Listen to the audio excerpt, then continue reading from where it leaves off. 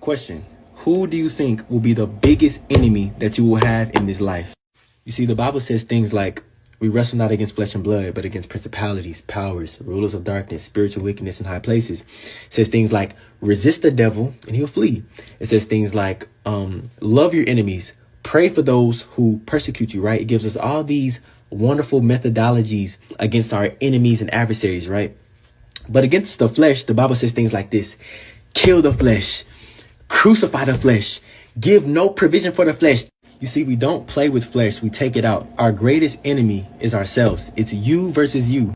If you've read about Jesus praying in the Garden of Gethsemane in Matthew chapter 26 and Luke chapter 22, you'll see that it's Jesus praying in this garden, right? And he's praying to God. And basically he's telling God, if it's possible, take this cup of suffering away from him, meaning he didn't want to die on the cross. It's a painful death. And then he tells God, but nevertheless, God, not my will, but yours be done, right? So who is Jesus praying against when he tells God, not my will, but yours be done? Because Jesus is also God. So how could it seem like in this passage that the will of Jesus and the will of God is different?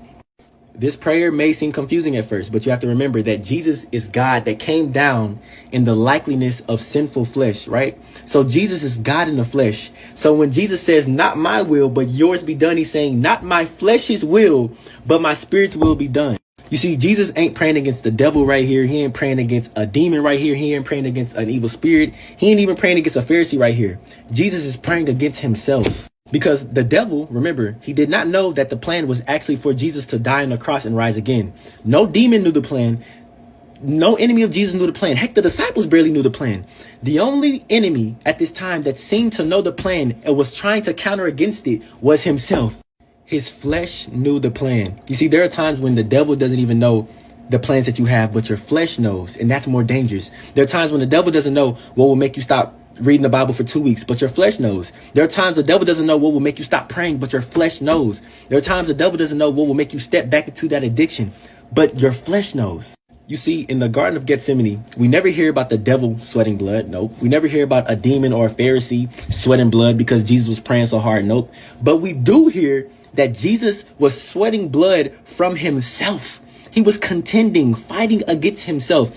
His soul had to choose between the flesh and the spirit. He was not praying against the devil. Was it not Jesus who said in that same night that the spirit is willing, but the flesh is weak?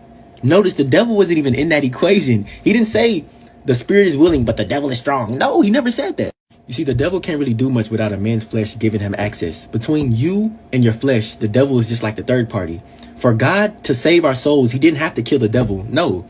What'd he do? He killed himself in the flesh, metaphorically and then literally.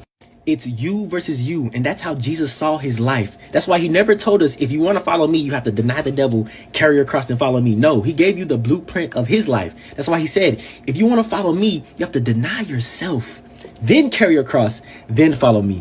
You see, God never told Adam that, Adam, in the day that the devil makes you eat of the fruit, you'll die. No, he said, Adam, the day that you eat the fruit, you will die. Notice God never even mentioned the devil there. Why? Because he was giving us the real battle. And we know the spirit can't sin against God. So when God told Adam, the day that you eat of it, you will die. Which you was he talking about? Which you of Adam ate the fruit? It's the same you that Jesus was praying against in the garden. The flesh. The devil didn't shove the fruit in Eve's mouth. All he did was make Eve fight herself. Imagine a world where everybody could deny their flesh perfectly like Jesus. The devil would be essentially powerless. He would barely be brought up in conversations. I'm telling you, the battle is you versus you. And you need God to fight this battle because only God knows you better than you.